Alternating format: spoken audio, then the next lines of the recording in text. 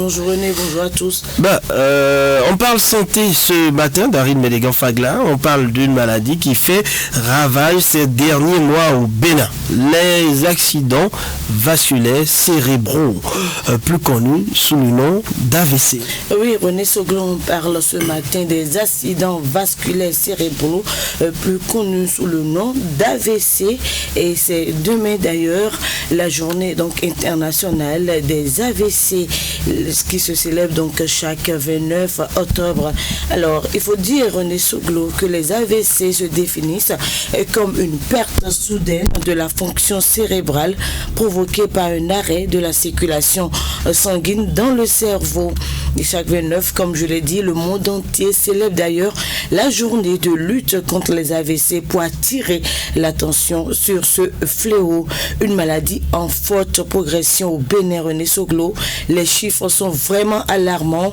Partout dans le monde, les AVC représentent d'abord la deuxième ou troisième cause de mortalité selon les pays. Et en Afrique, ils touchent entre 100 et 1000 personnes sur 100 000 habitants.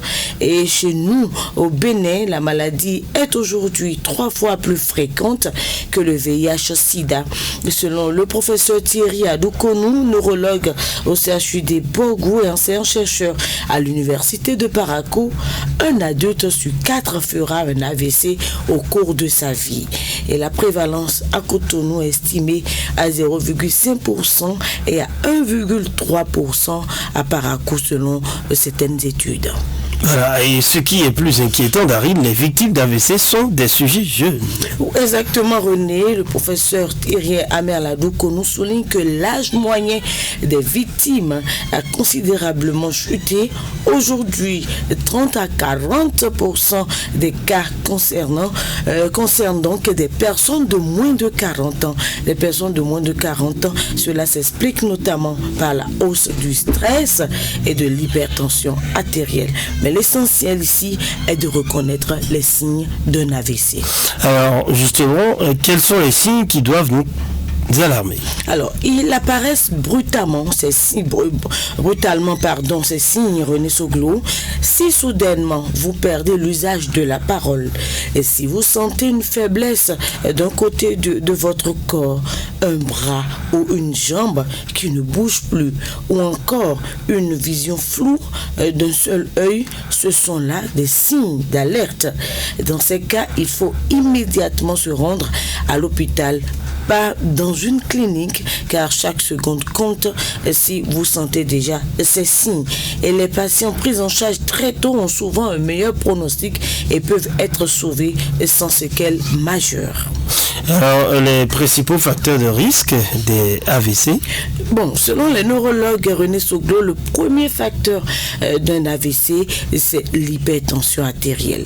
Mais il y a aussi le diabète, l'obésité, les facteurs génétiques, le tabagisme, le cholestérol élevé, l'inactivité physique et même certaines infections comme le VIH-Sida.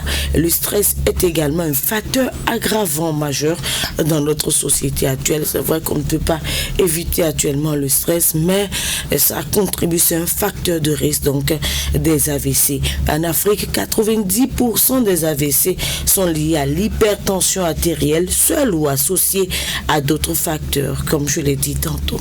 Alors, une fois la crise déclenchée, les chances de survie sont minimes. Oui, les chances de survie sont vraiment minces. Soit le patient survit avec des séquelles lourdes, des troubles de la marche, paralysie, difficulté donc à parler, malheureusement, ou il succombe. Voilà donc les signes. Donc, je vais dire, les chances sont vraiment minimes, sont très minces de suivi. Mais dès que vous sentez les signes d'alerte, il y a lieu donc de courir à l'hôpital très rapidement. Alors, comment prévenir le mal? Alors, comment prévenir le mal? On peut largement les prévenir. René Soglon, le professeur Thierry Adoukonou recommande les campagnes massives de dépistage de l'hypertension artérielle. Beaucoup de personnes ignorent qu'elles sont hypertendues. On ne suit pas correctement le traitement.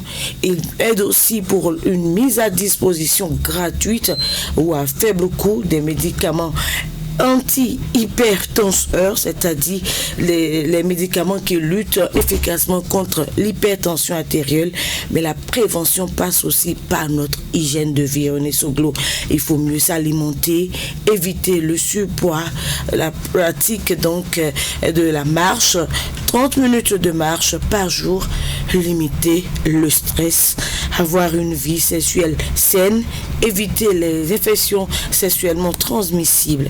Et les patients, comme je l'ai dit, qui arrivent tôt à l'hôpital, on arrive donc à vite les guérir. C'est vrai qu'ils sortent avec des séquelles, mais c'est mieux que de venir tardivement à l'hôpital et que le patient succombe par la suite. Merci à vous d'arriver élégant pour toutes ces précisions. Comme je l'ai dit, il faut surveiller ou contrôler sa tension artérielle. C'est très important, même si on se sent à l'aise, on est bien dans sa peau, mais attention, il faut, ne serait-ce que par trimestre, aller contrôler sa tension artérielle. C'est très, très, très important. J'espère que vos conseils ne sont pas tombés dans les oreilles de sourds.